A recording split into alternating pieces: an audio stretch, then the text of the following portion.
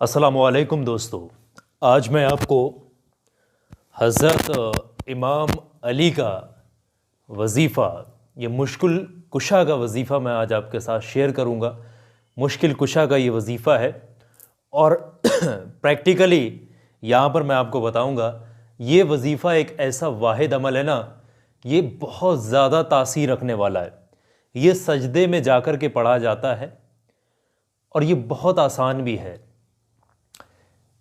जो बहुत परेशान हो गए जो लोग ना, वो इस अमल को कर सकते हैं। जिनका कहीं से कोई काम नहीं बना, जब सारे रास्ते आपको बंद नज़र आ रहे हों और आपकी कोई तमन्ना है दिल में, कोई ख्वाहिश है, कोई हाजत है, कोई मकसद है, सजदे में जाकर के इस वजीफ़े को पढ़िएगा और बैठ करके इस तरीके से बैठ करके आप दोनों हाथों को उठाकर काबा शरीफ की तरफ को अपना फेस करके गिड़गिड़ाकर आजिज़ी होकर उस मकसद के लिए दुआ करिएगा। हो ही नहीं सकता कि उस मकसद में आपको कामयाबी ना मिले। ये मुश्किल कुशा का वजीफ़ा है, ये हज़रत इमाम अली से मनकूल है। ये वजीफ़ा इसको सजदे में जाकर के पढ़ा जाता है और प्रैक्टिकली सब कुछ मैं यहाँ बताने के लिए आया हूँ। मेहरबानी करके आपसे गुजारिश करूँगा, इस वीडियो को सवाब और कामयाबी की नीयत से लाइक कर दीजिएगा और ध्यान से समझिएगा कि इस वजीफ़े को किस तरीके से पढ़ा जाता है।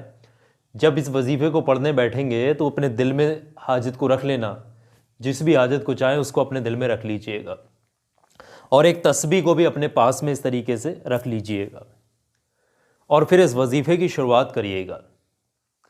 पढ़ने का तरीका क्या होगा वो मैं आपको बता दे रहा हूँ।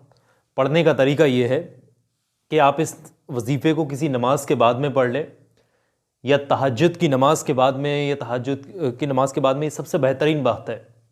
और अगर आपको कोई ऐसा खासा वक्त नहीं मिल पाता तो आप किसी भी वक्त में कर सकते हैं, जिस वक्त में आप फ्री हों, कोई डिस्टर्बेंस ना हो, आप कहीं उलझे हुए ना हो, कोई आपसे बातचीत ना करे, शांति के साथ बैठ कर के इस वजीफ़े को पढ़ना। एक एक बात बहुत कीमती है इस वीडियो के अंदर, एक भी चीज़ को स्किप मत करना अगर वाकई में कामयाबी पाना चाहते हो।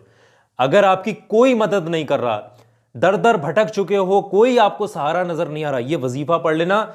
ये रूहानी वजीफ़ा है, ये कुरानी वजीफ़ा है, ये मुश्किल कुशा का वजीफ़ा है। ज़िंदगी बदल जाएगी, आपकी ज़िंदगी में 4 चांद लग जाएंगे। पढ़ने का तरीका समझिएगा। सबसे पहले तो आप बैठें, बैठने के बाद में ताज़ा वज़ू कर लें। नापाकी की हालत में आपने नहीं पढ़ना है, गंदे संदे हालात में नहीं पढ़ना है।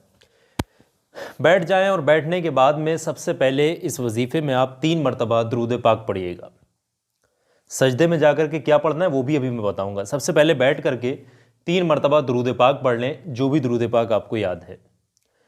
कोई अगर छोटे से छोटा दुरूद पाक भी अगर आपको याद है तो वो भी पढ़ सकते हैं, और जो सबसे छोटा दुरूद पाक है वो है सल्लल्लाहु ताला अलैहि वालिहि वसल्लम। समझ रहे हैं, इसको भी आप पढ़ सकते हैं। इसको जैसे ही पढ़ लेंगे, अब इस वजीफ़े में 100 मरतबा एक आयत करीमा पढ़नी है। अब 100 मरतबा ऐसे तो याद नहीं रहेगी, 2-4 मरतबा, वो 10 मरतबा 11 मरतबा तो याद रखेगा बंदा। इसके लिए एक तस्बीह की ज़रूरत पड़ेगी। तस्बीह की मदद से आप इस वजीफ़े को इस तरीके से पढ़ लें। दुरूद पाक पढ़ने के बाद में फ़ौरन आप क्या करें, सजदे में जाएं। सजदे में चले जाइएगा, जिस तरीके से आप सजदा करते हैं। पढ़ना कुछ नहीं है, सीधे डायरेक्ट आप सजदे में चले जाइएगा बिस्मिल्लाह पढ़ करके। समझ रहे हैं, सजदे में जाएंगे और सजदे में इस तरीके से जाइएगा। ये तस्बीह को आप यहाँ पर रख लें, ये समझ रहे हैं, और आपकी जो नज़र है आपकी नाक पर होनी चाहिए, इधर उधर नहीं देखना है। जिस तरीके से आप सजदा करते हैं उसी तरीके से सजदा करें। और फिर इस सजदे में आपने एक आयत करीमा पढ़नी है जो कि 100 मरतबा पढ़नी है।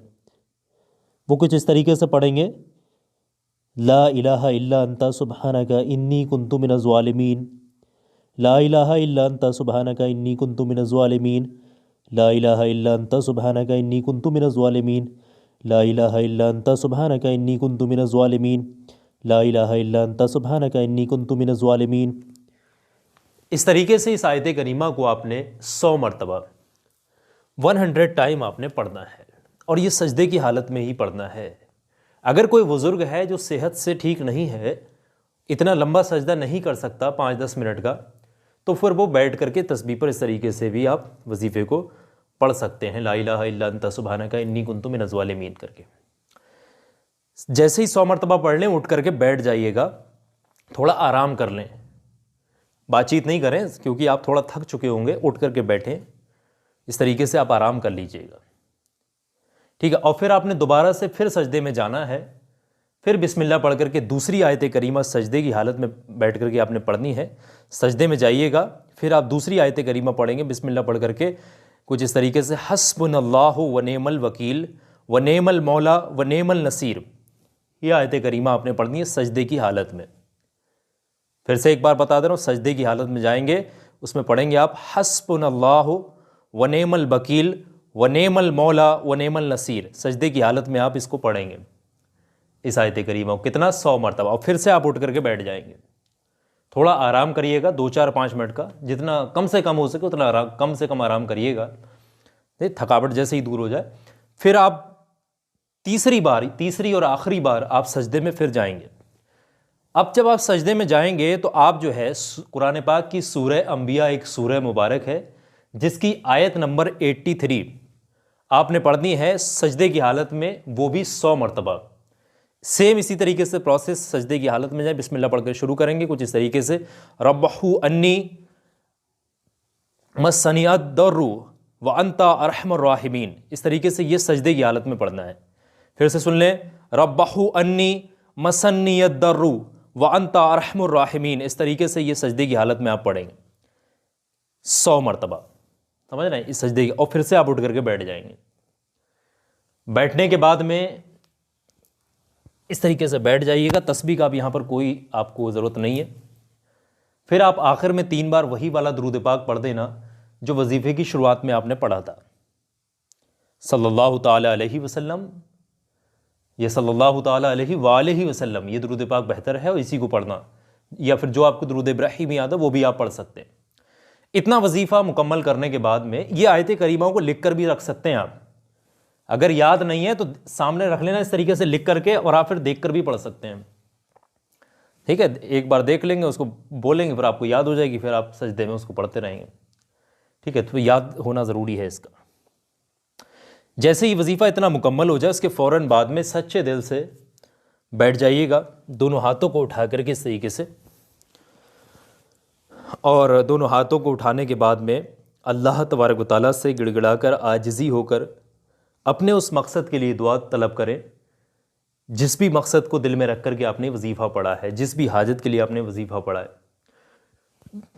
हो ही नहीं सकता कि वो दुआ कबूल ना हो जो इस वजीफ़े को पढ़ने के बाद में की जाए, लेकिन वो दुआ जायज़ मकसद के लिए होना चाहिए, सच्चे दिल से वो दुआ की जानी चाहिए, गिड़गिड़ा कर आजिज़ी होकर अल्लाह तबारक व तआला की बारगाह में अल्लाह की पाक की शान बयां करते हुए आपने इस वजीफ़े को पढ़ना है, और दुआ में भी इस चीज़ को जो है शामिल करना है, अल्लाह की पाक की बड़ाई तमाम चीज़ों को शामिल करना। ये वजीफ़ा आपने 3 दिन लगातार करना है।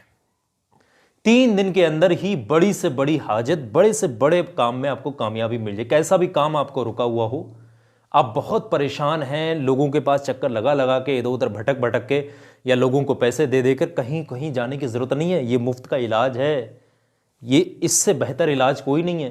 बस आप सजदे में अल्लाह तबारक व तआला के बहुत करीब होते हैं, और ये वजीफ़ा सजदे में पढ़ा जा रहा है और मुश्किल कुशा का वजीफ़ा है। इसके बाद में आप हाथ उठाकर दुआ कर रहे हैं, ज़रूर आपकी दुआ कबूल होगी।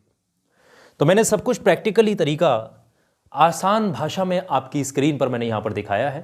कोई गलती हो अल्लाह मुझे माफ़ करे, और आप लोग इस वीडियो को, ये अमल है इजाज़त आम हर इंसान कर सकता है, सवाब कामयाबी की नीयत से आगे शेयर करना, वीडियो पर एक लाइक ज़रूर कर दीजिएगा। और आखिर में एक मेरी बात बहुत ध्यान से सुनिएगा, किसी भी जगह से आप इस वीडियो को देख रहे हैं, किसी भी कोने से कोई भी इंसान अगर ज़रा सा भी शक है, उसको जादू टोना, बुरी नज़र, दुश्मन या बीमारियाँ पीछा नहीं छोड़, ऐसा ज़रा सा भी उसको लग रहा है, तो ये छोटा सा वीडियो देखें, ये स्क्रीन पर दिखा रहा हूँ, ये हर इंसान के काम आने वाला वीडियो है।